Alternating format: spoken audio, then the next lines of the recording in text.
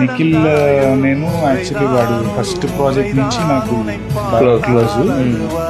ఎక్కువ బయట ఇంటికి రావడం కూడా యాక్చువల్లీ నాకు ఫ్రెండ్ సర్కిల్ తక్కువ అనమాట. వెరీ ఫ్యూ ఫ్రెండ్స్ ఏ టైంలో ఎప్పుడు కాల్ చేసిన వచ్చిన కూడా వాళ్ళతో కొంచెం ఎక్కువ ఉంటాను.